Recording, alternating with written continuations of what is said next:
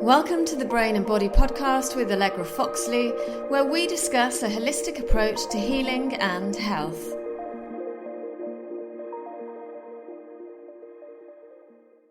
I'm Allegra. I'm a trauma-informed bodyworker who is passionate about helping people to feel better. In today's episode, I'm joined by Briony Davies, an inspiring mental health advocate who has shown immense grace and resilience in managing bipolar disorder since her diagnosis in 2013. After a high-flying career, Briony has turned her lived experience into a source of strength and empowerment, earning a diploma as an expert by experience in mental health. In this episode, we'll dive into the complexities of bipolar disorder, which is recognised by the World Health Organization as one of the top 10 most disabling illnesses worldwide. We'll discuss the challenges Briony faced in getting an accurate diagnosis. We'll also cover the different types of bipolar, including Bipolar I, Bipolar II, and cyclothymia. Additionally, we'll explore how bipolar intersects with neurodivergence and trauma and examine the significant interplay between bipolar and factors like addiction, grief, and perimenopause. We talk about relationships, how friends and family can support someone living with bipolar, and how they can be supported in return. And finally, the stigma that sufferers of this invisible disability can face by society. It's going to be a thoughtful and informative discussion, and I hope one which will help many people. Briony, how are you doing? I'm good, thank you, Allegra. Good morning, and thank you so much for such an insightful and thought-provoking introduction. Thank you for saying I've handled things with dignity and grace. Not always, but the majority of the time I hope so. I'm really looking forward to this podcast today. I think it's going to be a fascinating one. So let's start off with the first question. What is the medical definition of bipolar disorder? Okay, so to diagnose bipolar disorder in both the US and the UK and the majority of Western Europe, the DSM-5, so that's a medical manual produced in the United States, which goes through traits of various different mental illnesses. The DSM-5 is used in diagnosis. So bipolar disorder, otherwise known as bipolar affective disorder, it's a very, very complex mood disorder. It's now thought to affect 1 in 50 individuals. Previous figures were 1% of the population, but I'm going with a lot of the US statistics. The research is more groundbreaking and the results are more aligned with what I know anecdotally from experience in peer support groups, through my course, through my experience in mental hospitals. So yeah, affecting 1 in 50 individuals globally. So as the name suggests, the sufferers, they oscillate on a spectrum of two poles, from lows, which we call depression, going through to highs, which we call mania.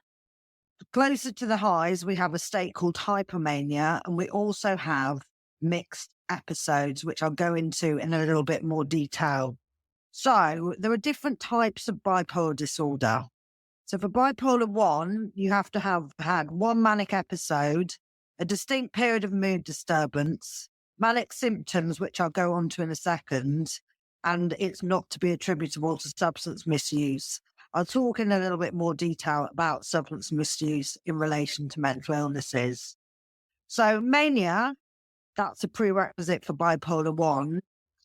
There are often symptoms of psychosis, so that's delusions, auditory hallucinations, visual hallucinations. I've experienced these very, very seriously. There was one occasion which was extremely frightening. I was lying in a dry riverbed in Texas and planes were flying over my head and I was pretty convinced they were coming for me. Prior to this, I'd heard things that weren't there. I was conspiracy theory obsessed. I thought I'd cracked a code for global identity fraud. I was hallucinating pages of Companies House, pages and pages. I was hallucinating web pages. So the psychosis that accompanies mania, and one thing I really want to get out there, is extremely dangerous. It is life-threatening. You can have inflated self-esteem and grandiosity. So, for example, I thought that my life story is going to be made into a film. I mean, it probably could, but it wasn't at the time. There is a decreased need for sleep. So I had 15 days once where I had no sleep whatsoever. Gosh. Nothing. Zero. Can you imagine? Yeah. Very scary. You become more talkative, or your speech can become pressured. So that means you're very much in a rush to get your words out. The pressured speech is something that's pretty much overplayed by psychiatrists, because some think all you have to have mania is pressured speech. And they will rule out mania if you don't have pressured speech. But as we're seeing, there are many different factors that need to be taken into account. So there's also flight of ideas or wasting thoughts. I mean, that's pretty self-explanatory. Your thoughts are going at a speed of knots. You can't harness them.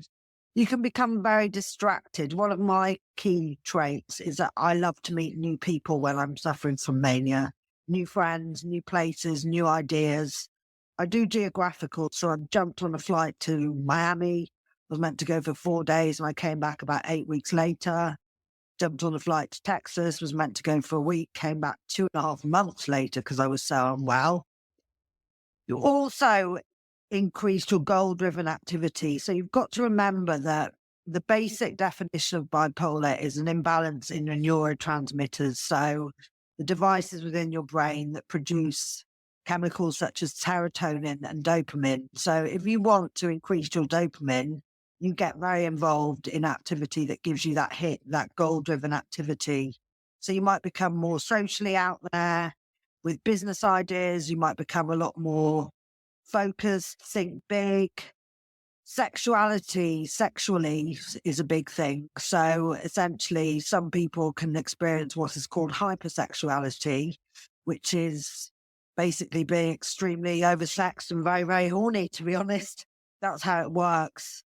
Also, sadly, you can become involved in activities with a really high potential for serious consequences. So a lot of people are familiar with the bipolar shopping. People can massively overextend themselves on credit cards, get into debt, buy things they don't need, wake up from this manic episode with a house full of essentially tats. There's risky business ideas. So people may invest in schemes, and people suffering from mania, not only are they dangerous to themselves, they're also very vulnerable. I was a victim of quite serious financial abuse, which I don't really want to go into a lot of detail on because it's very painful, but I was very vulnerable once when I was manic. It can lead to sexual indiscretions, which affect marital relationships. It can also lead to drug misuse. And you think, if you want that dopamine hit, where do you go? You go to drugs, you go to alcohol. So mania has to be exhibited for a distinct period, so greater than 1 week, be present for most of the day or every day. And a key thing is it's got to impair your social and occupational functioning.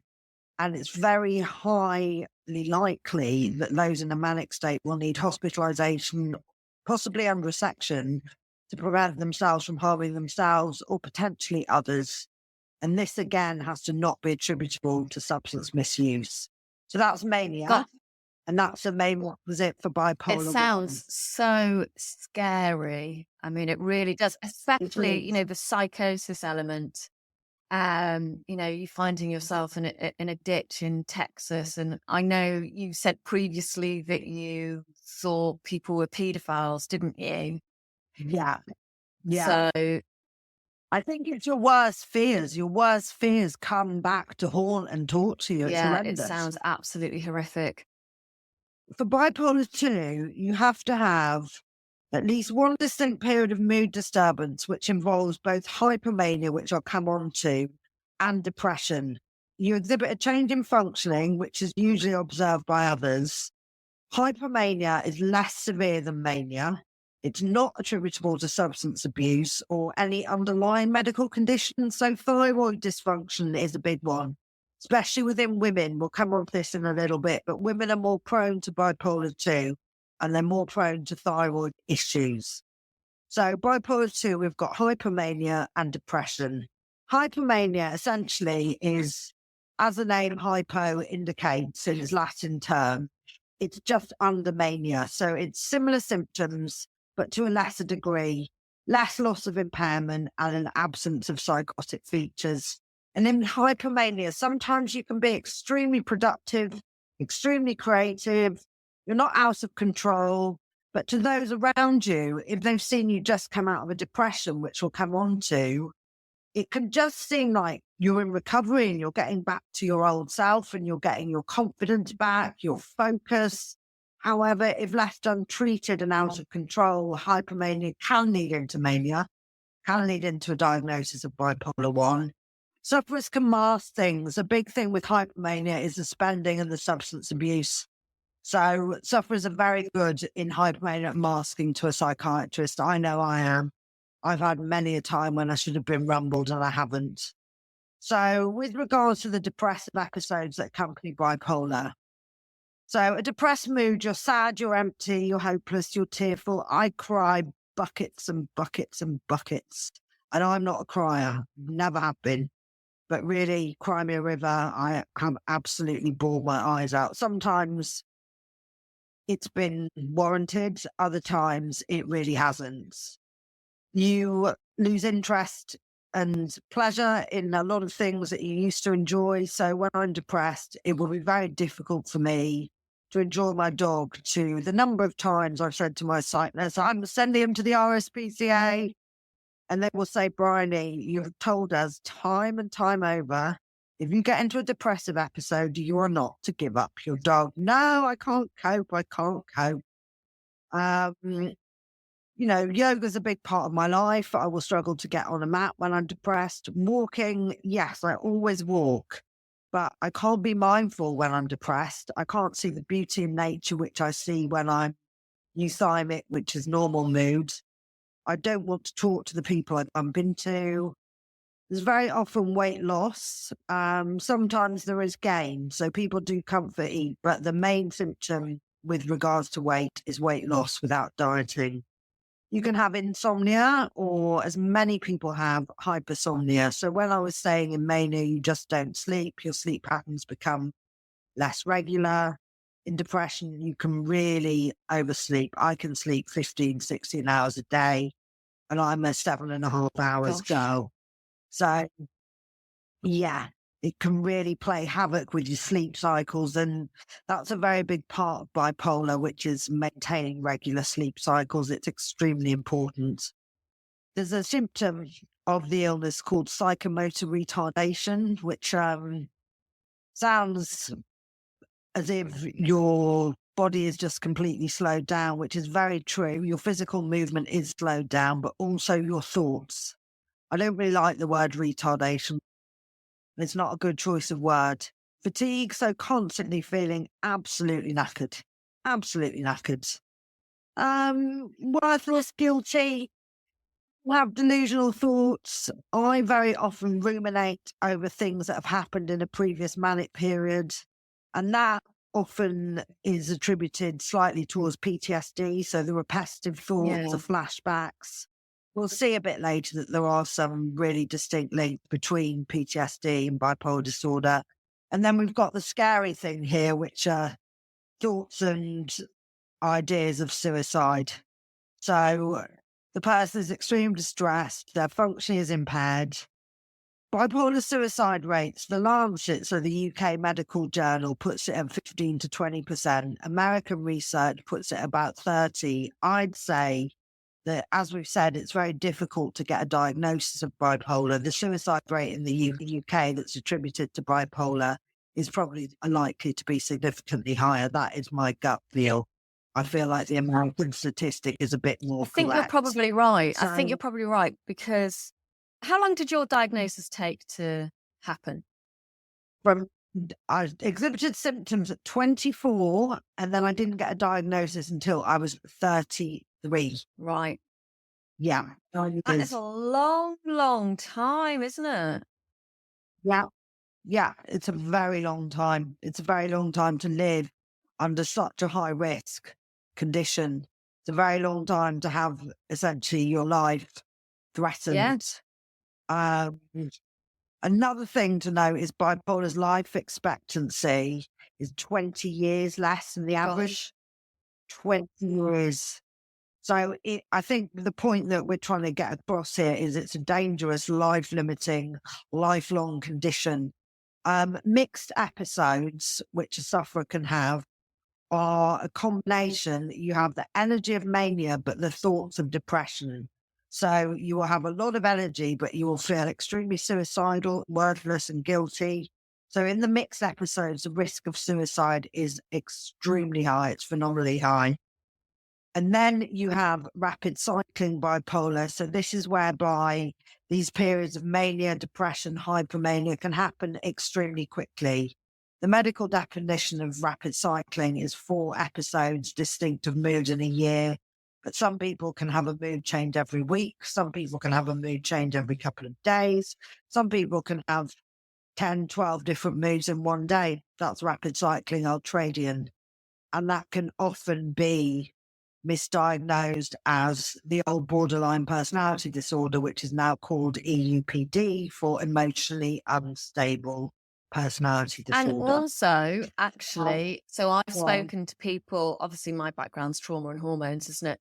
So, I know people who thought they were suffering from bipolar disorder, but actually they were suffering from premenstrual dysphoric disorder, which is created by the fluctuations of the female sex hormones during the menstrual cycle. So, in the follicular stage, which is the first 14 days, they're fine.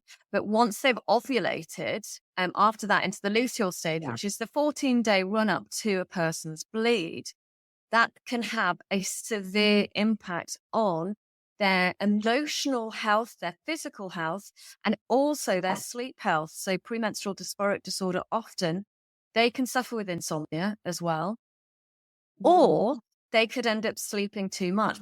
They can often lose jobs. It can be debilitating for their family as well and for themselves. And they can suffer all sorts of problems. If you're having like rapid cycling, then you can see how sufferers of this condition could be misdiagnosed. Yeah. The question that I've got for you is, do men and women have different experiences of the condition? Yes, absolutely they do. So experiences can differ between the genders. So there's variation in symptoms, there's variations in the course of the disorder, and variations in the responses to treatment. So lots of different interconnected factors come into play, and we've touched on some of them. So hormonal, biological, and social. So if we look at women and their symptoms, rapid cycling, so the swift changes in mood, is a lot more prevalent in women, statistically significantly so. I experienced a 2.5-year period of rapid cycling, and it was absolutely horrendous. It really was. It had a major impact on my life. It impeded my ability to work. I mean, my friends were just like, what kind of mood is she going to be in today? Is she having a good period? Is she Miss Perky Pants, or is she unable to get out of bed? Women seem to have more depressive episodes than manic. I was typical of this. Now I'm not. I wonder whether with women, they can be quite good at masking. So I wonder whether there's a little bit less diagnostics in that area because women are good at masking their symptoms. When we look at men, they generally have more severe manic episodes. I've got a great friend who's a guy with a very severe form of bipolar disorder. And there are sometimes times when I actually envy his manic episodes because he gets picked up so quickly. He's extremely impulsive. His risk-taking behavior is high. We call him Banksy because he spray paints video cameras. And basically, he gets picked up by the police.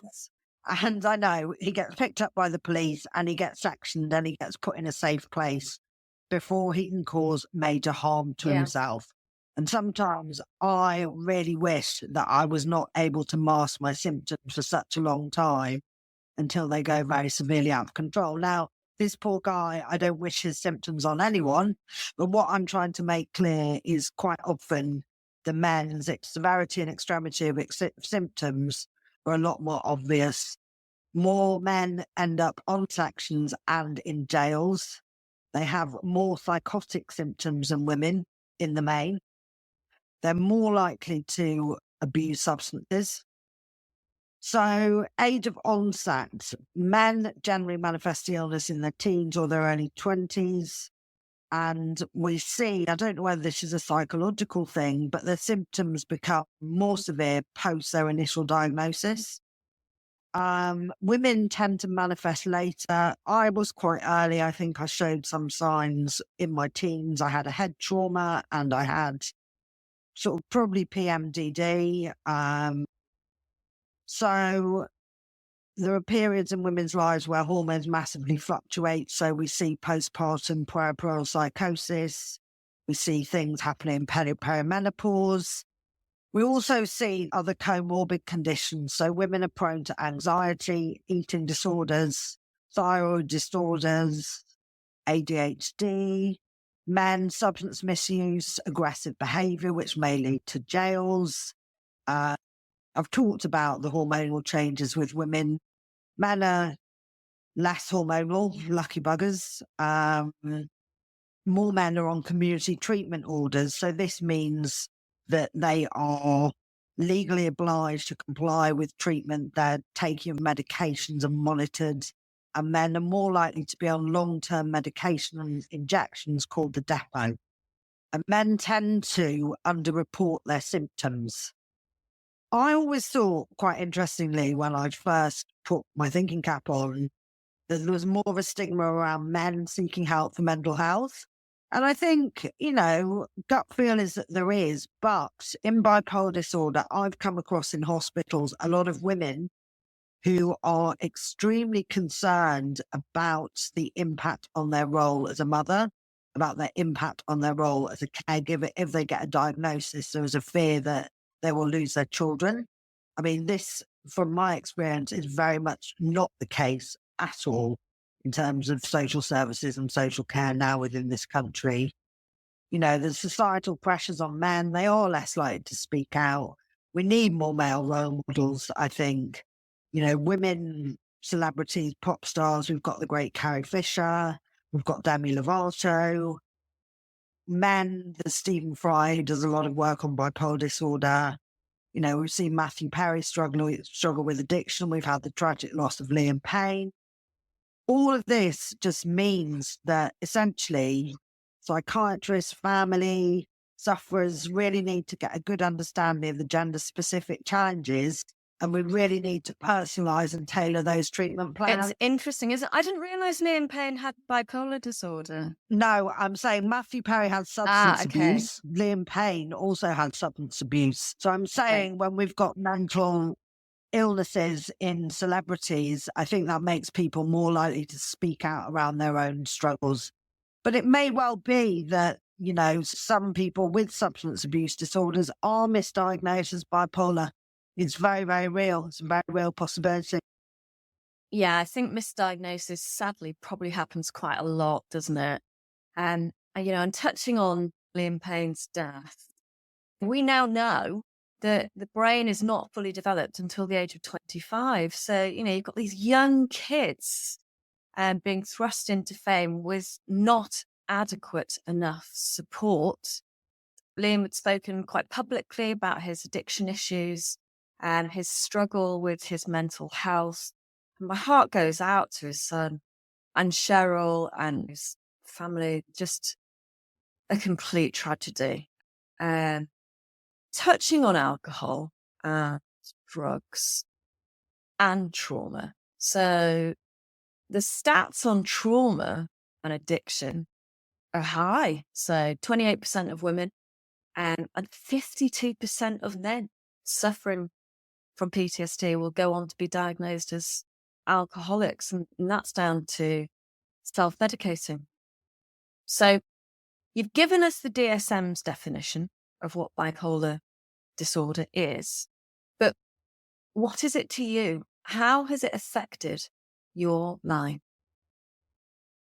Okay. So when you're first diagnosed, there are some very stock phrases people will come out to you like, Don't let your illness define you. People with bipolar disorder can live healthy and productive lives. You've got to keep on working. You're a really strong person.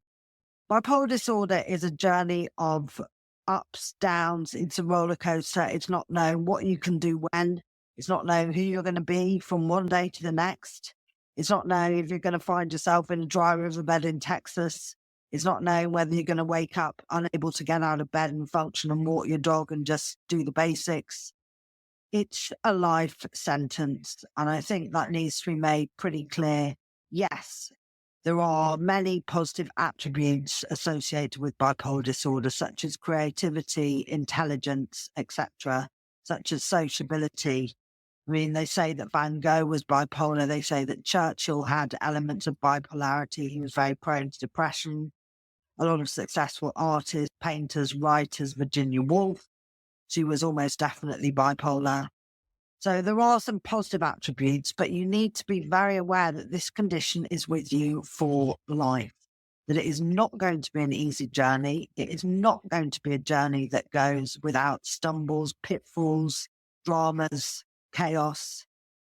You know, it's highly likely you'll want to commit suicide. That's very likely. How do you manage those thoughts? In my last depressive episode, I had to phone the crisis line and I had a month's worth of medication in my hand. I said, if someone does not come to this property within half an hour, that medication will be gone with a load of alcohol and I will be gone.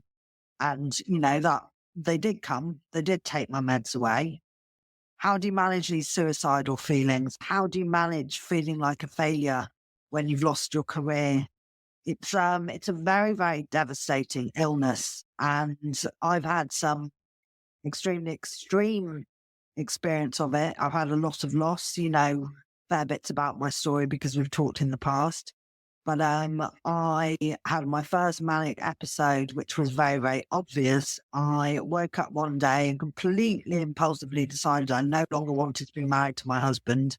I love my husband very, very much. I love Dolly a lot. Woke up one day. I had the major rage with him. I told him I was leaving him. I was divorcing him. I wanted to split our assets 50-50. The poor guy was blindsided. I then jumped on a plane to Miami to see an old flame, saw him. He realized that something was not right. So he suggested, no, let's not continue seeing each other. So I stayed, and I stayed for weeks and weeks and weeks and weeks and weeks. And 1 minute I was like partying with celebrities. The next minute I was in absolutely horrendously unsafe scenarios with people with guns and drugs and knives. So again, I could have been killed. And a lot of people around me, not my family, but friends, my ex-husband, people who were actually doctors, they knew what was going on. I'd seen a psychiatrist prior to going to Miami on my ex-husband's. He asked me to go and see her, and she only picked up on the fact that my speech was not pressured. I spun her a yarn, but she didn't know I'd gone to Miami for 4 days and come back, you know, good 2 months later. She didn't question what I'd been doing while I was out there, how I was living, etc., etc. I was credit card living. I was compulsively shopping. I was compulsively having sex with people. I mean, I ended up in hospital there because of my alcohol consumption. I downed 2 bottles of vodka, which I would never ever do. But I ended up and I was on a stretcher in a bed in a Miami hospital. And I was just, what the hell happened? And one of these friends I met out there, Billy, said, well, we couldn't stop you from downing the vodka. You're in the VIP area. I had to call 911. We thought you were dead. So I think that experience of mania, whilst you're very euphoric at the time, it is not nice. And it is not nice to wake up 4.5 months later in your parents' home thinking, what the actual F has happened here? How have I lost everything? Because my husband went, you know, my friends went, my home went, my business went, my job went. Everything that had given me stability that I built up since the age of 16 had gone. How much money did you spend when you were in Miami that time? About 40 grand. Wow. Yeah. Yeah. I've done worse, but that was about 40K. God. Yeah. And it was savings and credit cards, savings and credit cards. I remember coming round in this depressive episode being so rightly angry, I think, with people at the time. I mean, I was angry at everybody. I was angry at my poor family who gave me a refuge and a place to stay. I was so angry at my ex-husband. I mean, the poor thing got just email after email. I mean, they weren't rants, they were balanced. But I look back on that and think, hang on a minute, this is a very, very, very volatile, difficult, immense illness to deal with. And I look back and I think, Ollie dodged a bullet, you know? He probably wasn't equipped to handle it. I don't know who would be. We didn't know what was wrong with me. I'd been repeatedly unwell with depression. We weren't able to handle it as a unit. And I think it's probably best for both of us that things went the way they did, however painful it was for us both, because I know his heart bled as well. So I think, come on to this, but because of the genetics involved in bipolar disorder, I've made a very conscious decision not to have children. I have been a stepmom, which I absolutely loved and functioned pretty damn well at, to be honest. But anybody who was with me long term would have to accept the fact that I would not have my own children. Yeah, and because I know you, you come across to me as actually being very maternal, excellent with children. So the fact that you decided that you chose not to have children, that's a loss in itself for you as well. It's a grief. It's a big grief, huge grief. Yeah, it is a big grief, isn't it? It's yeah. Massive, massive impact. And I think what people don't understand about bipolar is you are disabled. It's an invisible disability, but it is, you are absolutely 100% disabled. Yeah, 100%. And Kay Redfield Jameson, who is a psychiatrist with bipolar disorder, in one of her books, she says, you must always remain working. And it's something that has struck a chord with me. And I'm just like, yes, you've managed to remain working. You've managed to remain a writer. But there are people out there, and I know this, there's 50% of people with bipolar disorder are on long-term disability, can't work. They might be able to, in their good periods, do things like study or volunteer, but they cannot commit and cannot cope with the pressures and the stress associated with a full-time job. It's just not viable. I agree. And then you've got people, you've got people looking at you as if you're lazy because you're not working. I've been asked, by friends like, you're great at the moment, just go and get a job. I'm like, well, how do I explain a checkered history? I haven't worked consistently since 2017. How do I explain that history? Yes, I was a major caregiver for my father while he had cancer for 2 years, but I've still got a very shaky employment record. My background's marketing. Now, marketing changes with the wind. I'm not up to speed on latest tech. Yes, I'm quite tech savvy and I can teach myself, but I couldn't go into an agency role where I'd be just below probably board level now, based on how I was performing in my late 20s. I couldn't go into a role with that level of stress and pressure. Talking about stress, so let's look into the causes of bipolar. What are they? Okay, so the school of thought that comes across through most major literature, most scientific papers, is there are genetic and environmental psychosocial factors. So genetic elements of bipolar disorder have been proven through studies on fraternal and identical twins. Most psychiatrists, when taking a synopsis of your life, will look at your family history. For example, I have depression on both lines of my family tree. My paternal grandmother, before I was born, she killed herself and my father found the body, and that had a major impact on our family. Yeah, major family impact. when my father, when he was alive, and I discussed things, we very strongly believed that her symptoms mimic those of bipolar disorder. She was very impulsive. She would get them up at 2 a.m. and insist they went on a train to London when there were no trains. There were bottles hidden around the house. She would hyperspend. She would display signs of aggression. When my grandfather divorced her, she threw a table through a window. She made repeated suicide attempts, cries for help, and then she eventually took her own life before I was born. And I think for me, the impact of that on my father and his inability to form close relationships. He had friends that he was very tight with, but he lost a lot of friends. He was a climber. He lost his mother. He lost close friends in climbing accidents. He had attachment disorder. And how I think the genetic side displayed his attributes. He was very, very impulsive, and he was a climber, so he was used to taking massive risks. But he functioned within the normal realms of society. You know, he wasn't disabled. He had a job. He had a successful career. Whereas my auntie exhibited more of the depressive symptoms, and she very sadly died young due to cancer. But a lot of that was down to lifestyle and depression. So there are genetic components, most definitely. It is a chemical imbalance in your brain that affects the neurotransmitters that produce serotonin, dopamine, norepinephrine. There are studies, for example, that illustrate that sleep is extremely important. So your clock genes come into play. They have discovered a multiplicity of genes that are important in predetermining bipolar disorder. They've all got very complex names, and I think all the listeners need to know is as genetic components.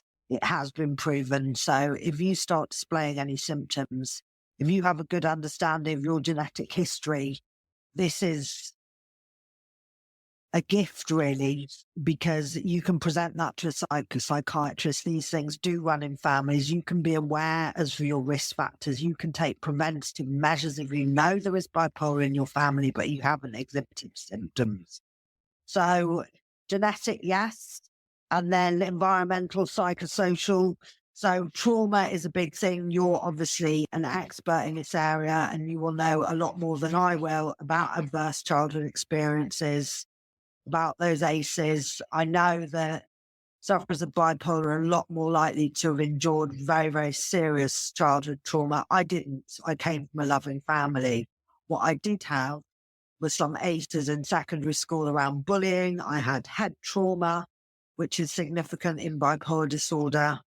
Yeah, Brie, just touching on that, for the listeners who don't know what adverse childhood experiences are, it's basically when you grow up and you experience adversity, you experience challenges. You know, the challenges could be having a parent that has an addiction, be it alcohol, drugs, gambling, shopping, etc. It could be parental loss. You know, if you've had a parent who's died, that's obviously a significant adverse childhood experience. Maybe you witnessed your parents being physically and emotionally violent to one another. Um, Maybe your parent bullied you, or maybe your sibling bullied you. Maybe you were bullied at school. Um, Maybe you had a parent that just wasn't there, you know? So neglect is a serious adverse childhood experience. And actually, on the other extreme, you've got being overparented, you know? So being overparented is also not great for brain development. You also mentioned, obviously, that you'd had head trauma, you'd been in an accident. Now that's quite an interesting one, and yeah, you are right. There's quite a sizable link to it, and that happens basically like head injuries. They have the power to alter neurotransmitter levels, particularly dopamine and serotonin, which are closely associated, obviously, with bipolar. So you know those changes can sometimes mimic bipolar symptoms or trigger bipolar episodes in those already genetically predisposed. And with regards to adverse childhood experiences in general, when you experience them early on in childhood, what happens to your brain is essentially adverse childhood experiences influence neural and brain development. So they can change the brain sensitivity to certain neurotransmitters, for example, dopamine, serotonin. And they can also change the brain sensitivity to hormones like cortisol, progesterone, estrogen. And interestingly enough, they can also increase the sensitivity of the amygdala, which is the part of the brain that governs the stress response. So stress is a very, very key attribute that contributes towards bipolar disorder, whether it's stress at work, stress at home, stress in your marriage, stress in your friendships. Sleep is the big one. Sleep is a major, major attribute factor of bipolar disorder. And we've talked about, certain phases in one's lives where they are sleep deprived. And I know that obviously puerperal psychosis is becoming increasingly common and increasingly reported upon. Mother and baby units in hospitals are vastly underfunded. Women who are experiencing puerperal psychosis are often separated from their children, which makes things a lot worse. And obviously, your sleep cycles are disturbed when you have a child. I know of a guy who very tragically took his own life, and his bipolar disorder manifests itself around the birth of his first child, where he had 3 sleepless nights. So I know, we all know sleep is important for our bodies. We know we regenerate, we rejuvenate. But I track my sleep. I use an app called Sleep Tracker, which monitors, my sleep, my wake, my cycles, my deep sleep, my REM sleep. And I keep a very strong eye on that. There was a study done on rats or mice, and their clock genes were significantly impaired, and your clock genes determine your circadian rhythms, i.e. sleep-wake cycles. And these mice with impaired clock genes started displaying very strong symptoms of mania, and then they were given lithium, which is an anti-manic drug, and their symptoms completely dissipated and they went back into normal life rhythms. It's absolutely Really fascinating. interesting. Yeah, What I absolutely. want to say is actually coming back to the sleep, seems as we are on it. Trauma, chronic stress, so PTSD, post-traumatic stress disorder, complex, so CPTSD. Typically, one of the symptoms is you waking up at 3 a.m. in the morning, you can't sleep. And the reason why that is coming back to our internal threat detection system, the amygdala. If it thinks there's a tiger that you need to run away from, it's not safe to sleep. So as a result, that's why people who are suffering from stress, from trauma, that's why they'll be waking up at 3 a.m. in the morning, unable to sleep. Obviously, that's not taking into account perimenopause, which we're going to talk about further in this episode. Yeah, absolutely. So we've touched upon how difficult it is to get a bipolar diagnosis. Average lead times around about 8 to 12 years. What led to your diagnosis, and what challenges did you face? Okay, that's a great question. Thanks, Ali. A number of factors came into play. So I explained to you about my major manic episode where I went to Miami and destroyed my life in the process, and then awaking from that in a very deep depression. And my instinct and my stepfather's instinct was to go straight to A&E because I was so suicidal. So we were treated in A&E by a very, very competent doctor. And his view was that it was either bipolar disorder or borderline personality disorder. And he wanted me to go home, be treated in the community by their psychiatrist under the home treatment team. Now, the first psychiatrist I saw under the home treatment team, I was very honest with about substance abuse during the episode of mania. There had been no history of major substance abuse prior to extreme episodes of mania. Now, when I was manic, I smoked crack. I mean, has everyone ever smoked crack? Jesus Christ. I smoked crack. I was taking ecstasy on top of cocaine, on top of weed, on top of alcohol. It was out there. I'm very surprised I didn't go into withdrawal. I did actually break my leg as well as end up in hospital due to over abuse of vodka. Yeah, that was when I came back from Miami. I was wandering around London causing absolute murder with everybody, isolating myself from all sorts of people. And I'd gone to a party and I was so drunkenly out of control, I fell down some stairs. But anyway, because drugs and alcohol were so involved in that period of mania, the doctors were saying, no, she's got a substance abuse problem. We can't diagnose a condition. We can't even put her on the correct meds. So I was put on very, very basic meds. My family were led to believe I was an addict, which, when you're coming from a good middle class family, having a daughter who's an addict is not that easy to get your head around, unfortunately. So I was painted out to have an addiction. Prior to this episode, I've been having multiple depressive episodes, which were extremely severe. These were months spent on a sofa, staring in space, being incapable of work, not functioning socially. My life was massively impaired. My marriage was waning and failing. My friendships were in an absolute chaotic state. So I was seeing a private psychiatrist for depression.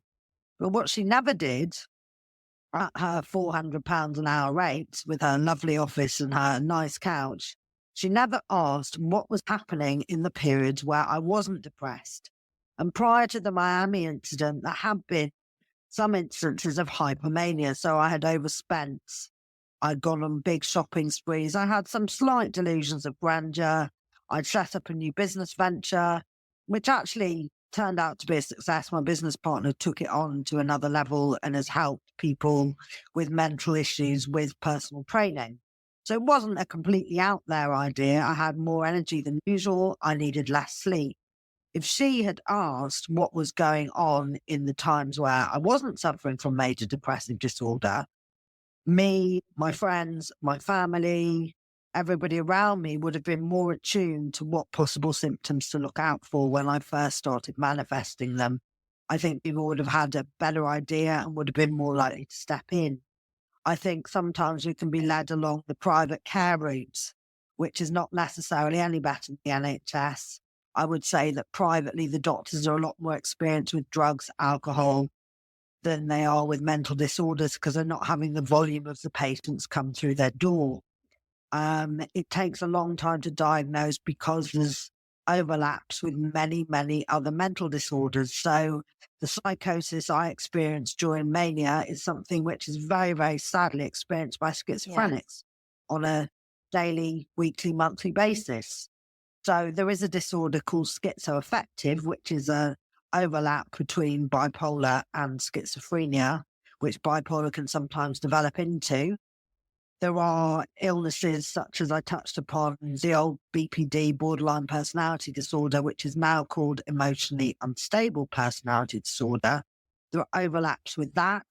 So there are extremes emotions in unstable personality disorder. There are very intense personal relationships in emotional unstable personality disorder, EUPD. In EUPD, there are often suicide attempts. One of the key factors that distinguishes between the two is sufferers of EUPD are very sadly likely to self-mutilate and self-harm, which does not seem to happen that much in bipolar disorder. Bipolar disorder can sometimes mimic symptoms of ADHD. I was on a yoga retreat yesterday and was talking to a girl with ADHD, and we have some very, very similar symptoms in terms of the manic overspending, the impulsivity, the substance abuse.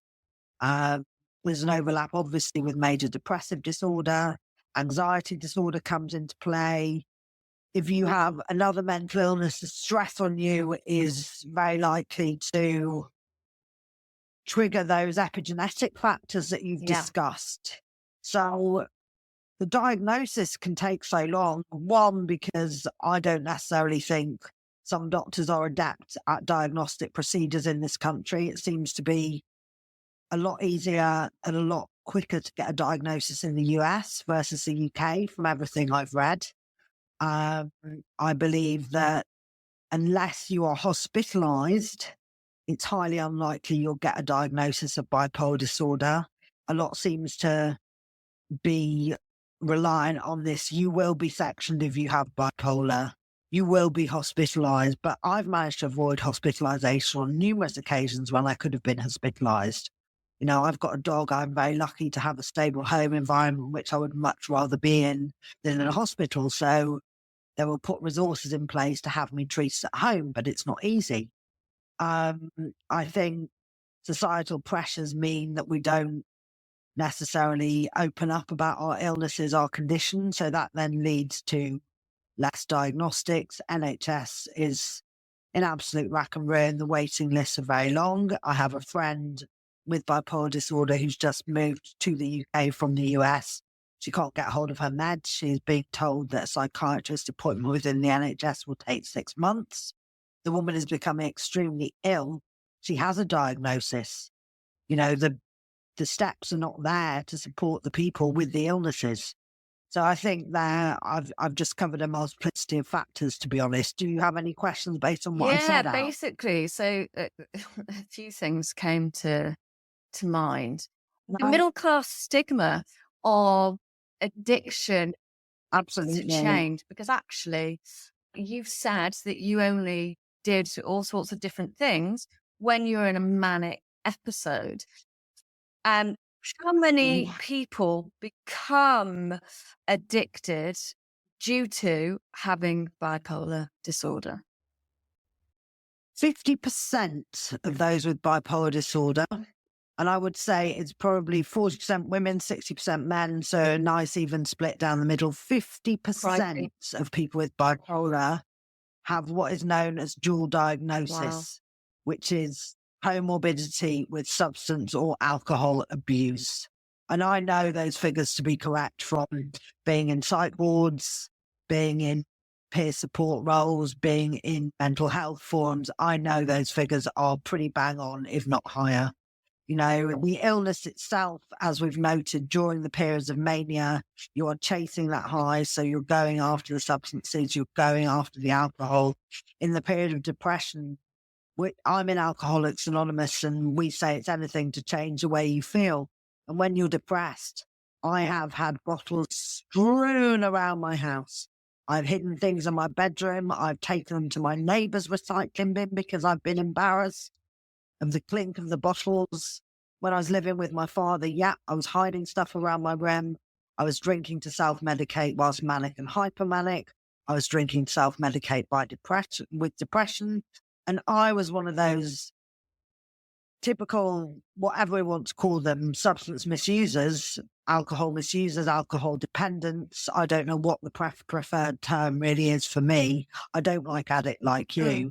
But I was very typical of a lot of bipolar sufferers and thinking, if I get my illness under control, my addiction will be fine. And that, unfortunately, has not been right for me. I've needed outside assistance, and I seek that in the form of Alcoholics Anonymous. It works for me. The 12-step program is very holistic and is good principles for life. But yes, a lot of sufferers with bipolar disorder are extremely prone to this addiction to alcohol and substance abuse, and it has a term, dual I diagnosis. think it's also very interesting that, if you're having alcohol or, you said crack, didn't you, or whatever, Yeah, then yeah, that's going to affect your medication anyway. So it's going to interfere with your that's medication. And it. Oh, of alcohol course. increases cortisol, the stress hormone, and it decreases your Yeah, your liver's ability to metabolize your hormones, right. doesn't it? Yeah, So yeah. And your medication. exactly. And I did a share on an AA meeting last week, and I was saying, I just can't believe, I'm a pretty intelligent woman. I can't believe that I sat there opening pill packets which were saying, do not drink alcohol on this medication, and practically downing them with a glass of wine. I can't believe the absolute stupidity in my behavior.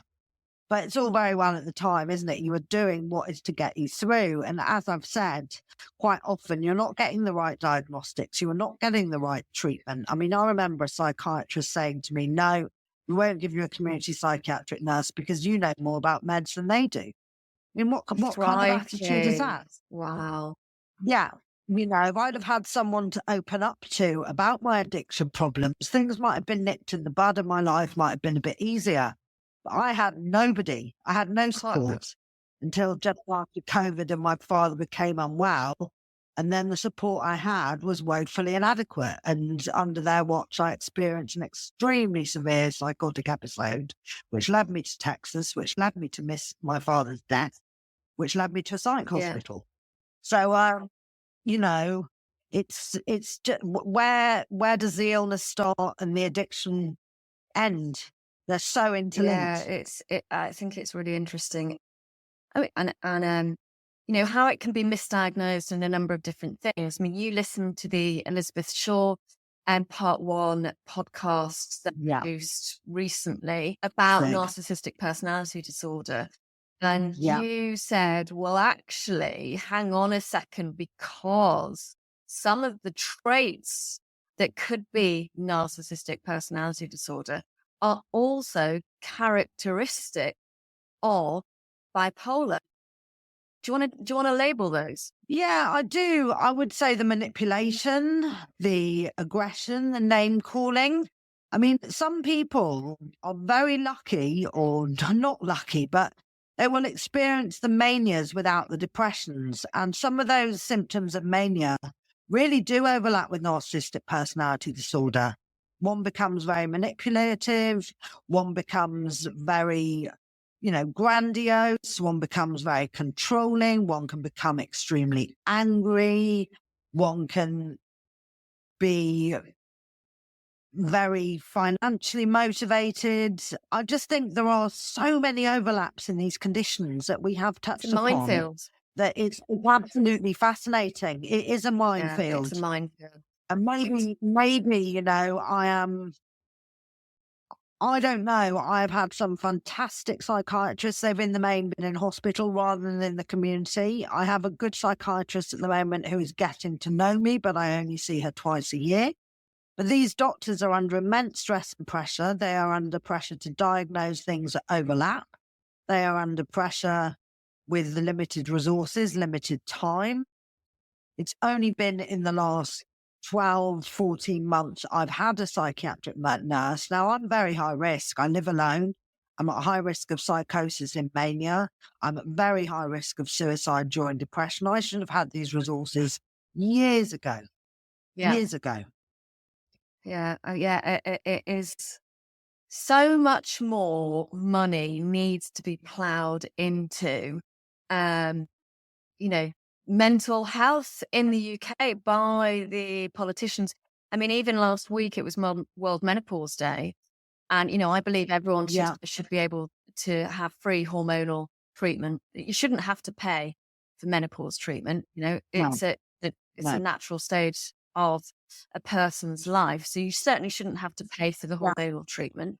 But in the post that I did on Instagram, it was like, okay, that's one part. But the second part is, are you aware that your menopause symptoms might actually be as a result of your childhood? So people with adverse childhood experiences, 4 or more, they've got double the risk of being diagnosed with major depressive disorder during perimenopause. Suicide rate goes up. They are way more likely to have a hysterectomy, fibroids. I wish the government knew that, a lot of the NHS crisis is as a result of not investing in early years in helping vulnerable families to reduce these adverse childhood experiences. And another thing that I wanted to comment on is, obviously we've spoken about borderline personality disorder, but just briefly, there is a genetic link there as well. So again, it's often the adverse childhood experiences that switches on these genes. Yeah, I have a very good friend with EUPD and her life is hell. There is a genetic element to her illness. She is being denied She also has psychosis. She has a very strong voice in her head, which is telling her to kill herself. She's being denied antipsychotics. She's being told she can only get better through therapy, but she's not well enough to have therapy. She's an extremely unwell young woman, and it's breaking my heart that there is very little that is being done. It's an area that is vastly underexplored. There are specific EUPD centres in NHS mental health, but they're few and far between. And the illness, I've noticed that a male friend of mine has all the signs, traits, characteristics, but he's just been bunged on antidepressants, which are making him worse. It's interesting because actually, I obviously teach attention and trauma releasing exercises by David Baselli and neurogenic yin. And neurogenic exercise can actually be very beneficial for people with EUPD.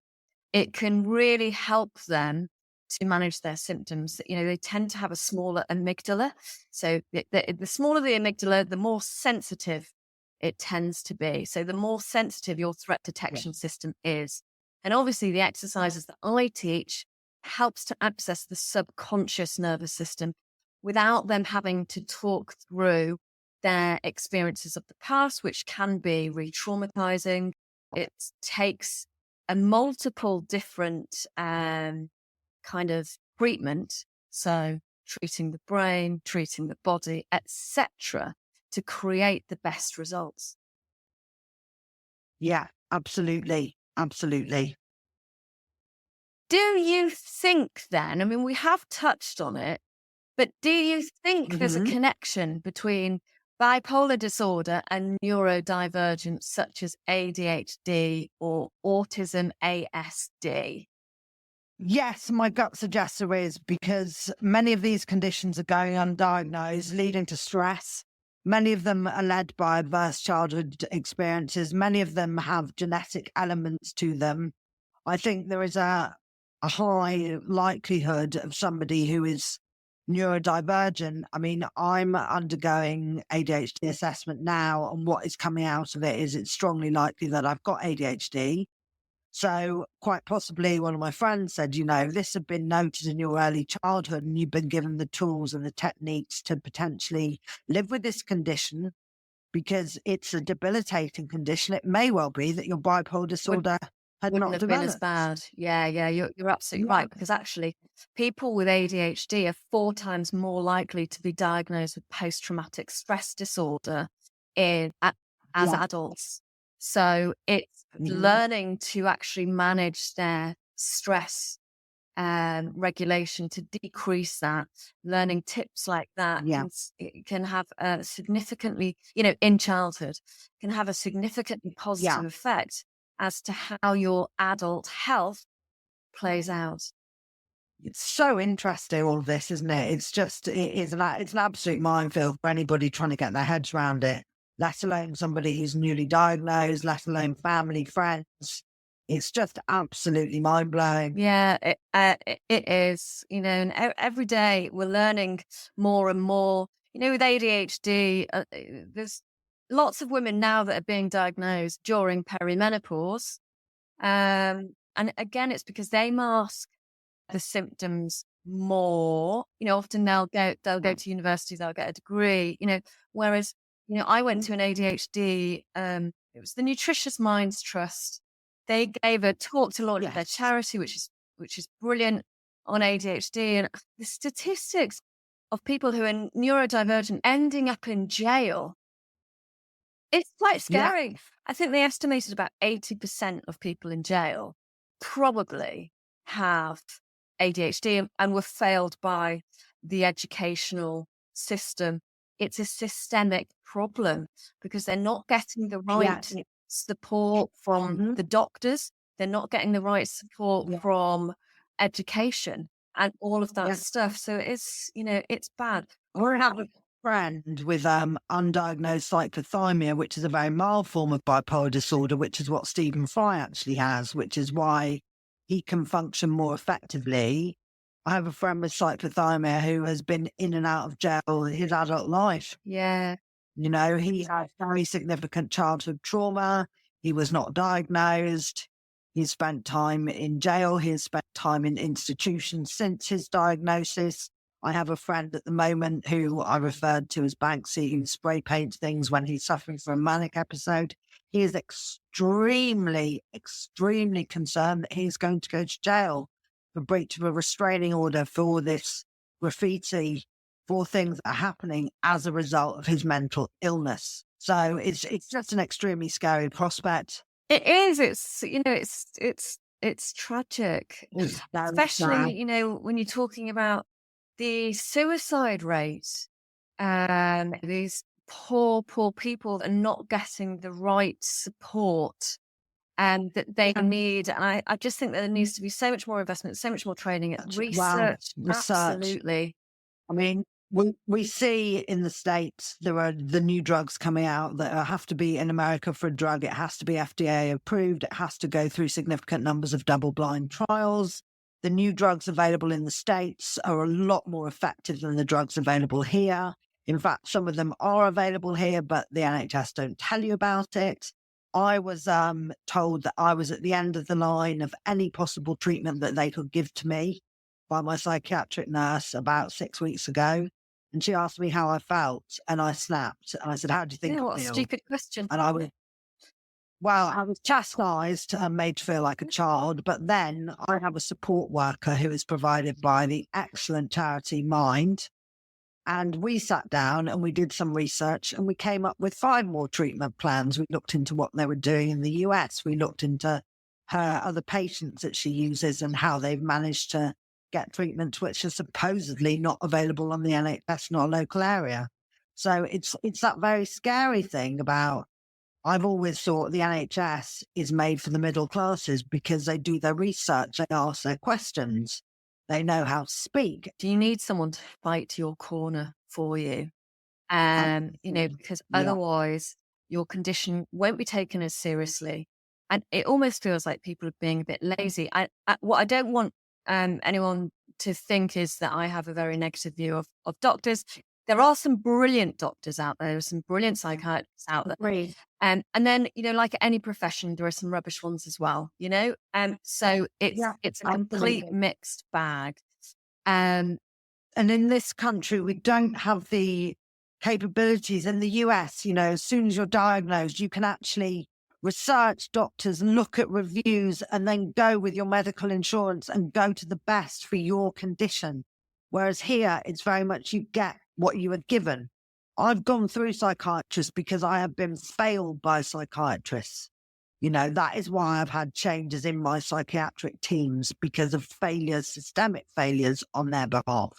And that is why I've changed doctors. And I have, like you, come across some excellent psychiatrists. As I said, in hospital, my last hospital admission, I had an amazing male psychiatrist. He, you called him by his first name. He would come and sit in your room with you, sit on your bed. You'd have a chat. You'd see him 3-4 times a week. I've been in a private hospital where you saw a doctor for 10 minutes once a week. There are just vast disparities in the system. I think it's interesting as well. So you've touched upon medication before. Now, do you have the Yeah. same medication for when you're manic and depressive? Because they're two totally different things. So do you need different medication? That is an absolutely excellent question, Allegra. Absolutely excellent question. In the UK, the very sad state of affairs is they will put you on a medication that doesn't work. So they'll add another medication. That doesn't work. They'll add another one. They're not taking you off those medications. So they're constantly adding. You don't know what is working. You don't know how they are interacting with each other because the research isn't done. In the States, going back to your original question, you are very much put on different medications to reflect your different states. So if you're in a state of mania, it's very likely you'll be put on a strong anti-manic drug such as Depakote, such as lithium. You may be on an antipsychotic such as olanzapine, such as quetiapine at very high doses. If you're in a hospital, you will be treated differently in those stages. Very often in the community, there are not variations made in your treatment to acknowledge the differences between depression, mania, maintenance periods of euthymia, because the resources are just simply not there. The research has not been done. I am desperately asking questions of my psychiatrist. How do you know this medication doesn't interact with the other? Why do we add this one now? I can tell you what's not working. I think you can see I'm becoming slightly frazzled by the whole experience. But in the States, yes, in answer to your question, completely different treatment in completely different phases. But if we're in a situation that we're in the UK, that you're seeing a doctor twice a year, it becomes quite a different playing field. Now, I'm very lucky in that I've finally been given a psychiatric nurse who is a ball breaker. Now, yes, she did come to me with some news that I was at the end of line of my treatment, but what she will do is she will constantly, in my presence, if I have a question for the doctor, she will burn that doctor's Oh, phone. good. She'll sit here half an hour and she will, she'll ring the psychiatrist every 3 minutes. She will fight for her Great. patients. So, Yeah, that is good. Well, just you said you felt you were getting riled. Let's just take a nice breath in through the nose. Maybe stand up just for a little bit. And take a nice breath in through the nose, take it down to the belly, and then take a slower breath out through the mouth. Yeah. Just do that. And maybe take your hands up and just stretch. And then take your hands behind your back, interlace them, and stretch again. Just open up your chest a little bit.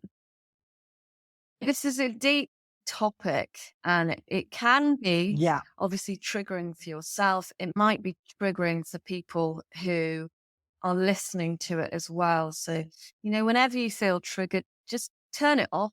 Go back to it when you're feeling a bit better, but never underestimate the power of the breath to actually be a relatively quick fix if you're feeling slightly triggered.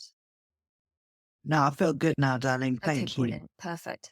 You mentioned that your father sadly passed away during one of your manic episodes.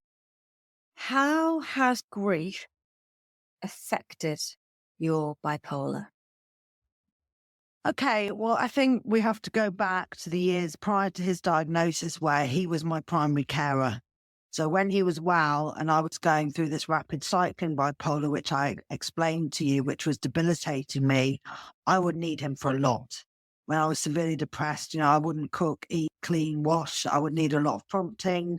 If I had anything to do with my benefits application, I remember there's one time where my PIP, which I've been on for 3 years previously, was up for reassessment. I did an assessment. They tried to lower the amount. And then I became very depressed and I could not fight that application without my father. He was, he came to every medical appointment with me. He advocated for me. So prior to his diagnosis, he was my main caregiver. So when I'm unwell at the moment, I'm lacking in that. And that is where the support of my support worker from Wirral Minds is invaluable. So somehow, when he became unwell, my illness stopped rapid cycling and I had extended periods of euthymia, mild hypomania, and I was able to put my time and effort into looking after him. I then had a very extreme manic episode, which was under the stress of looking after him. I had nights where I was up and down in the night. I was using cocaine very heavily to cope, as I think you know. And what happened was this manic period led to the psychotic episode in Texas, and I was out of the country when my father died. Now, this was when I'd had the 3 weeks of zero sleep. So I was capable of getting the body to a funeral home. By that point, my mood crashed so badly that my father's best friend had to organise the funeral. We did something, obviously, after I came out of hospital. I was hospitalised. So my grief kicked in while I was in hospital and I had the worst major depressive episode I've ever had in my life. I was highly suicidal. I was bedridden. I was crying. I couldn't think. The doctors in the hospital were saying that this is not depression, it's just grief because the symptoms overlap so much. Very often when people are in grief, they may take to their beds, they may lose pleasure in activities they usually used to enjoy. They will find things that were routine to them very difficult. There is a lot of overlap.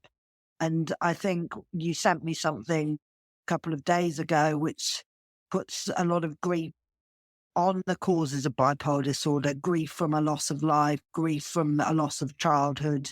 We've touched upon the fact that I've got loss from making the decision not to have children. There's a great deal of loss and grief there.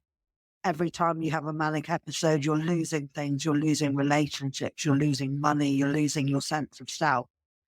So they're very much interlinked, bipolar and grief, very much so. I've had some excellent grief counselling from Cruise Bereavement that was free. And it turned into being more extended therapy, actually.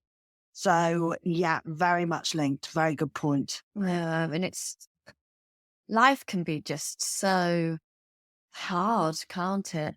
What would you say to someone who is about to embark on the journey of getting diagnosed? Their symptoms have just started. They're thinking, maybe I am. What advice would you give them? Okay. I think I would say that all the way through this, you are still a person. You are not just always an illness. Yes, there are times you are going to be your illness. Yes, you are going to take on those attributes of those illness. I think I would be very, very upfront with somebody. This is a scary, lifelong, chronic condition. Some people suffer more than others. Some people can still maintain work. Some people cannot. Some people can get pleasure out of life. There are times when you won't get pleasure. There are times when, that black dog will be on your shoulder telling your brain things it does not want to hear. And there are times when you have to fight. You have to fight tooth and nail. I would say be armed with research. I would say read as much as you can on your condition. There are some fantastic books out there. There's a book called The Bipolar Disorder Survival Guide by David J. Miklovitz. He does an excellent book which enables you to really understand your illness, to track your symptoms. That's another thing. Become very aware of your symptoms. Mood diaries are excellent. Sleep trackers also. We've touched upon sleep being extremely important. Circadian rhythm, stability. Build that support network. Be very honest with your friends and your family. I am always ambivalent on how you handle a work situation. There are procedures in place in the US, anti-discrimination laws, which make things a lot easier for people to work in the US. There's a lot of discrimination that exists in the UK. I know when I first started suffering, it was my work that suffered first. A lot of my illness was brought about through stress at work, and my work were not empathetic. In the US, because of disability discrimination laws, it's easier to disclose your disability. In the UK, a lot of people advise against it because of the stigma surrounding mental illnesses. Not all bipolar disorder sufferers will be permanently disabled and unable to work. You might be able to continue with your career. You might have the support that you need. I would say that engaging a very strong support network of friends, family, neighbours, other sufferers is extremely important. I get a lot of strength from people I have met in hospitals, people I've met in the community that suffer. I've met some of the most intelligent people through this journey. I've met some of the best people. I've shedded toxicity out of my life. I've learned a lot. Exercise, yoga, meditation, the neurogenic yin that you've taught me, aerobic exercise, education and recognizing your triggers. What I would say, I've read quite a lot on this, are advanced care directives and choice of next of kin being extremely important. So if you are sectioned, the role of an advanced care directive that you put in place prior to a section shows how you would like to be treated. You can work with your doctors to put this in place. If, for example, you were well enough to be treated at home, that could be possible. You could say what therapy has worked for you in the past. I'm talking about therapy as in pharmaceutical drugs. I would say gather a lot of information on those pharmaceutical drugs because they are a first-line treatment for bipolar disorder. So generally, if you are diagnosed with bipolar disorder, you will be put on a mood stabilizer such as lithium or Depakote. Depakote for women comes with risks, so it is associated strongly with birth defects in the fetus. So to actually get on this Depakote as a woman, I've gone through the process. You have to apply to medical boards. You have to take on long-term contraception. Now, the med didn't work for me. That was why I got to end of line, supposedly. I would say understanding those medications, becoming, an advocate for yourself and the director of your journey in conjunction with a psychiatrist and psychiatric team that you trust and will support you. I would say that therapy in all its many forms is extremely important. I'd advocate therapy for anybody, to be perfectly frank. I agree. Fascinating experience and a great journey. So I think I've covered quite a lot there. Your sleep, hugely important. One thing I've really noticed, I will not go on a long haul flight ever again. These Miami and these Texas trips, these long haul flights with the time differences really seem to play havoc with me. So I will be, I think as many people will be pleased to note, sticking to Europe, sticking to those shorter flights. I think that's very interesting that you've noticed that, to be fair. Yeah. Really interesting. And now that we're talking about sleep again, I know we've talked about it before, but I did say that we'd go on to perimenopause. And in perimenopause, one of the first kind of symptoms of perimenopause can be waking up at 3 a.m. in the morning. And I speak quite a lot online on my Instagram account about perimenopausal exacerbation. You might have heard of premenstrual exacerbation. Now, premenstrual exacerbation is related to your menstrual cycle.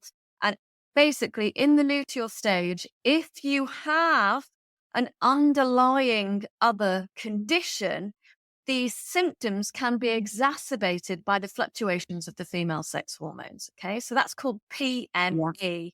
Now, what we see in perimenopause is in early perimenopause, progesterone levels might start to decrease. Progesterone helps you sleep, right?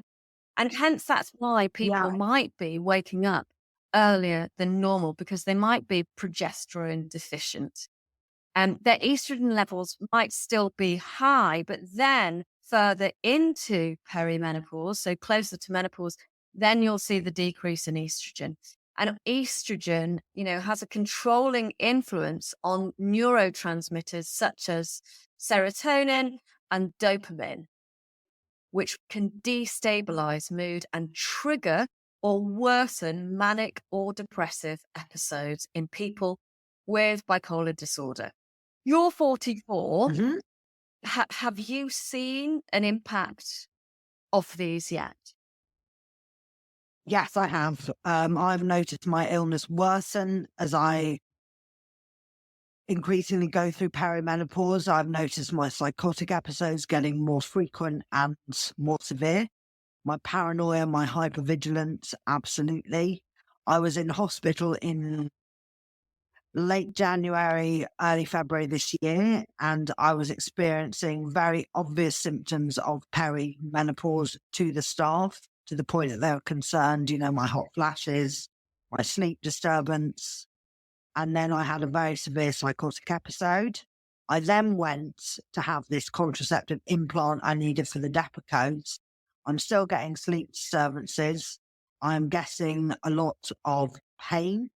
So I know you've explained to me that my frozen shoulder, that can be caused by perimenopause and exacerbated. Yeah. I know that, as you've touched on with ADHD, more diagnosis during perimenopause. I've touched upon times when women's hormones fluctuate. Perimenopause is the same for bipolar. There are a lot more statistically significant diagnostics of women during perimenopause with bipolar disorder.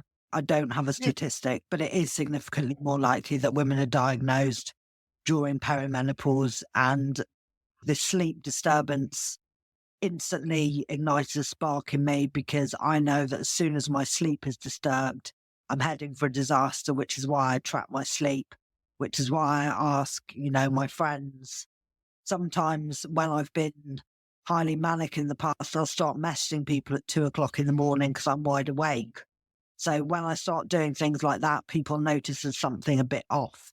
And yes, my symptoms have definitely worsened as a result of perimenopause. The biggest thing that you can do really is to work on your sleep and to reduce your stress and to try and regulate your hormones. I mean, have the have your team spoken to you about HRT? Because that is, according to NICE guidelines, it's the gold standard when it comes to treating people in perimenopause and menopause. Have they Yeah. have they spoken to you about HRT? And also, do you know how that would interact with your current medication? Lots of women will be put on SSRIs, so serotonin and antidepressants, but Reactive. Yeah. actually SSRIs aren't good for people with bipolar disorder, No, and they can actually no, they're antagonize. absolutely They can terrible. actually Yeah. antagonize bipolar symptoms, can't they? They can. And for anyone who is suffering from depression with bipolar that needs to be on an antidepressant, it must always be coupled with a mood stabilizer such as lithium, depakote, lamotrigine, or a second generation antipsychotic such as quetiapine, olanzapine, risperidone, aripiprazole. You cannot be given antidepressants alone. This could just kick off the whole cycle. And again, it goes back to potentially why more women are being diagnosed around menopause with bipolar disorder if they're being just willy-nilly put on antidepressants. So going back to your question about have my team mentioned, my psychiatrist has said in a couple of letters she is likely to be perimenopausal, but at no point have any implications on my illness been discussed. At no point have my symptoms been questioned. Now, I sat with my absolutely incredible GP on Friday and we had a deep conversation about some of my symptoms and perimenopause. And because I have the implant in at the moment, what we're going to do, because the medication I required the implant for didn't work, we're getting that implant out and then we're monitoring the situation. And then, if necessary, they'll place me on HRT. And he is very confident that it's going to be absolutely fine with my medications. There are many women with bipolar on HRT and it works extremely successfully. Oh, great. Okay, well, that sounds really positive, Yeah. doesn't it? Yeah, it's good news, Yeah, isn't yeah, it? yeah, it really is. Um, we've touched on the fact that bipolar is an invisible disability, but let's Yeah, talk more about it. What discrimination do you typically face? it's Yeah. misunderstanding. It is. That's absolutely what it is. But I think there's discrimination around having an invisible illness in terms of when you're applying for disability, that invisible illness is questioned. There is a lot of discrimination in the personal independence and employment and support allowance process. So that's systemic discrimination against those with an invisible illness. And I know it happens with friends of mine who have physical invisible illnesses, such as fibromyalgia, for example. They've faced discrimination within the medical profession, within the Department of Work and Pensions. I have as well. I have faced discrimination because of having a mental disorder, as well as an invisible illness, from friends, from the police, from medical professionals. It's systemic. It really is a problem, and it's not just an invisible illness. It's a mental illness as well, and a lot of work needs to be done. There needs to be reform around the Mental Health Act, which is supposedly going to happen, but did not happen within the King's speech this year. There is a lot of racial discrimination within mental health. Uh, People of Afro-Caribbean origin are a lot more likely to be sectioned than white people. I've seen cases of those of that origin being treated appallingly in hospital. So there is discrimination around the invisibility of the illness and the fact that you have a mental disorder yourself. It's, And it is terrible. yeah, I mean, it is so sad, isn't it? And discrimination, Very. discrimination is stressful, and stress exacerbates the condition. Hopefully, this podcast will help to change people's perceptions of it and Yeah.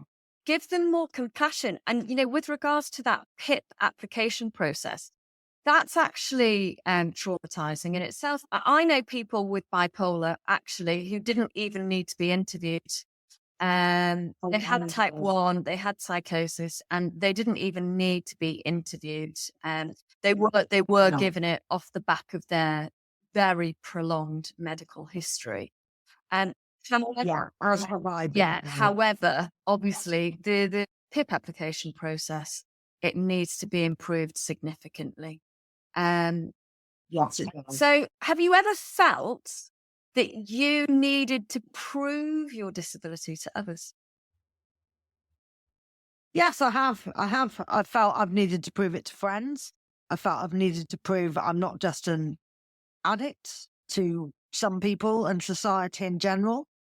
I felt I've needed to prove things to the police. I felt I've needed to prove it to the medics as well.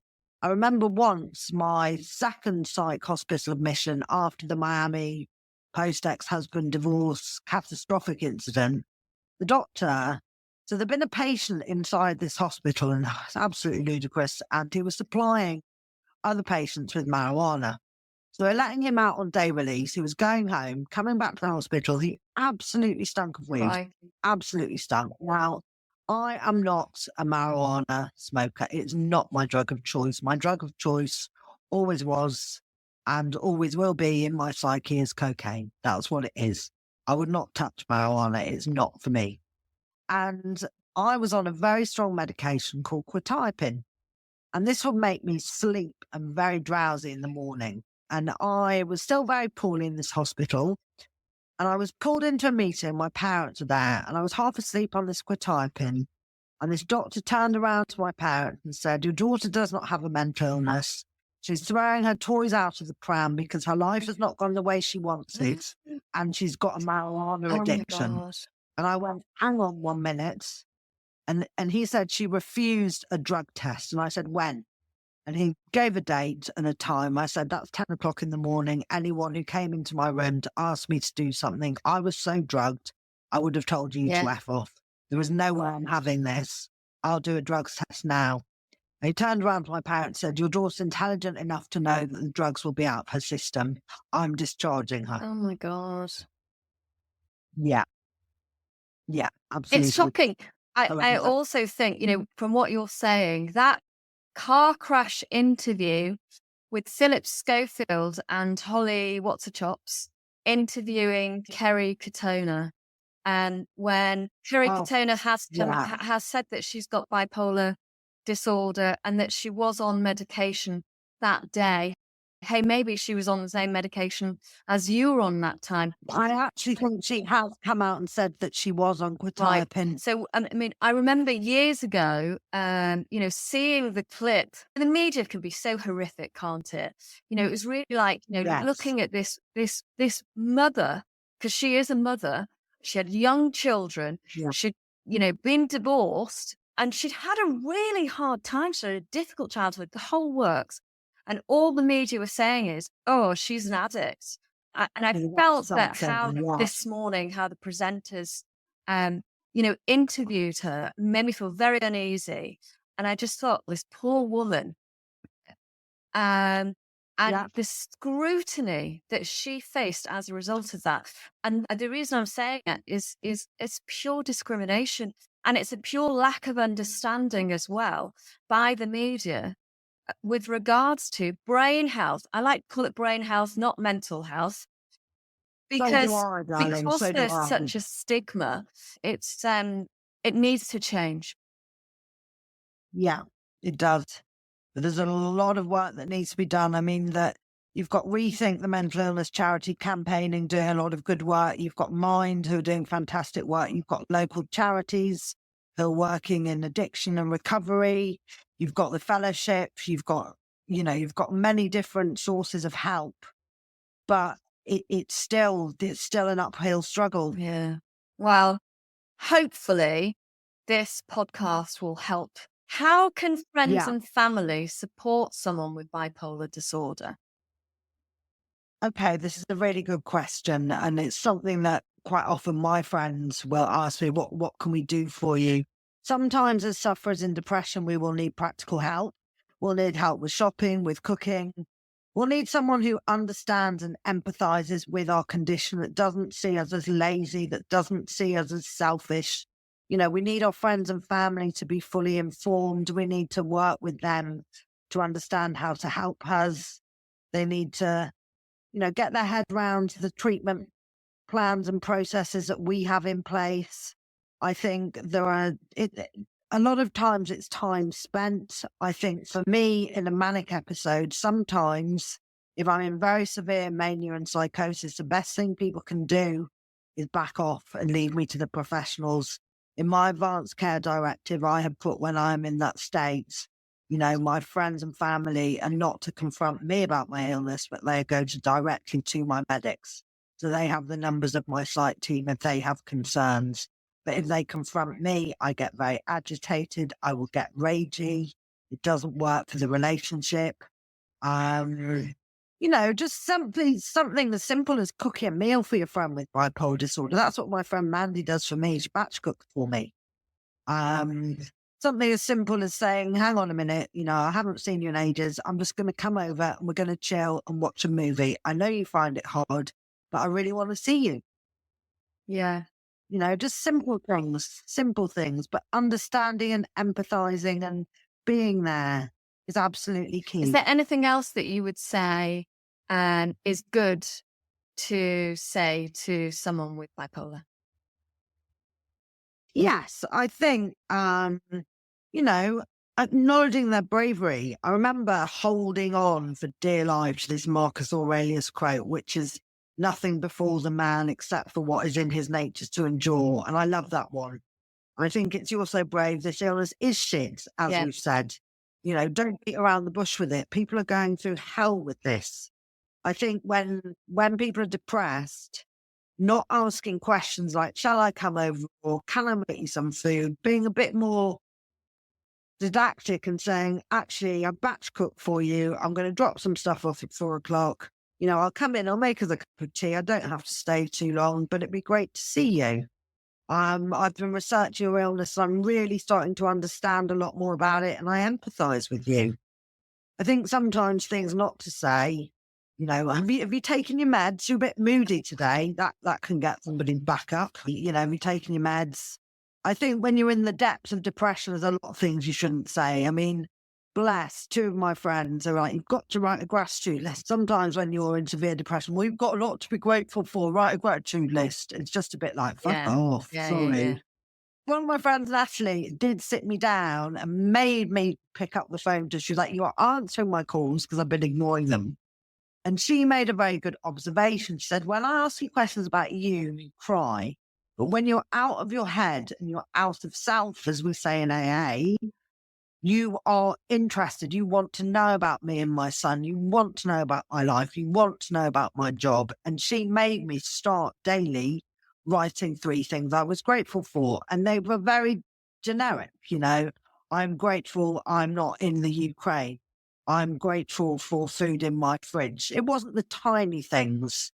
It wasn't those little sparks of joy. I do a gratitude list every day. And I'd say, for everybody to do that, I write 10 things I'm grateful for and 10 things I'm grateful for not. And that is generally very linked to my addictions. And it's something we do in recovery. And it's really powerful. But when you're in severe depression, fuck off.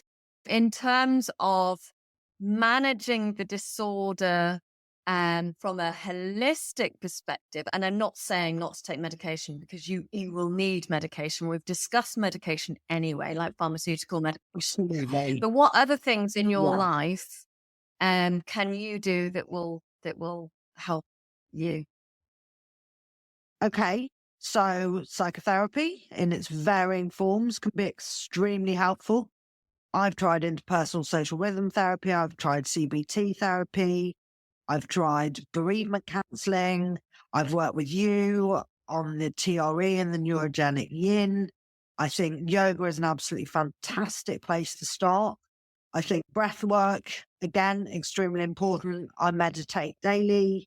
I exercise aerobically when I can. I've got a bit of pain at the moment. I think that gratitude, the attitude of gratitude is very powerful. I think being aware of your own limitations.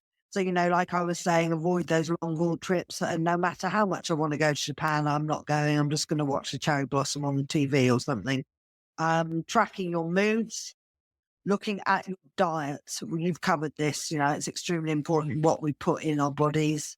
there is significant evidence that suggests a ketogenic diet is good for bipolar disorder. So that's a high fat, low carb, not the Atkins, but not that dissimilar. I mean, I remember when I was on it last time, I was eating lots of cauliflower rice and zucchini noodles and stuff like that. Exercise is fantastic. Self-education, so recognizing your triggers, developing that support network, which we've talked about on a couple of occasions. I think studying, I mean, neuroplasticity is possible in bipolar disorder. I've proved that. Keeping a diary of your symptoms, getting out in nature, pet therapy. Pet therapy is amazing. Yes. So there's so many different things you can do. There are so many different things. And I think the last thing would probably be having decent boundaries. And, as we get older, our friends' network might reduce a bit, but they become more quality over quantity. And choosing not to be in communication with friends that could affect your health negatively. Absolutely. I mean, I think we know, we kind of know one individual that we're referring to, but my sleep is so important. And I get regular phone calls from her 3, 4, 5, 6 in the morning on every possible channel, whether it be WhatsApp, phone call, Instagram, Facebook, because she was off her head. And there was absolutely zero respect for my condition. And I put a boundary in place and I've cut her out of my life because she's detrimental to me. And as you've said, it's so much quality over quantity. And I remember my stepfather saying to me when I was a teenager, you're obsessed with having all these friends. If you can get to 45 and you can count 5 on one hand, you're very lucky. And I can do more than that. So I am very lucky. But you're right. Boundaries are such a big, important thing. And saying, no, do you know what? Actually, I can't make that arrangement. No, I need to prioritize my health. Yeah. No, you're absolutely right. Well, listen, thank you so much for coming on to this podcast. I appreciate it's been lengthy, but I think what you've spoken about, I mean, hopefully you'll be able to educate a lot of people with it. I know I've learned a lot from this podcast. A lot from you too. So, yeah, I just thank you so much. You're an absolute superstar. You've been listening to the Brain and Body podcast with Allegra Foxley. Thank you for listening and thank you for your support.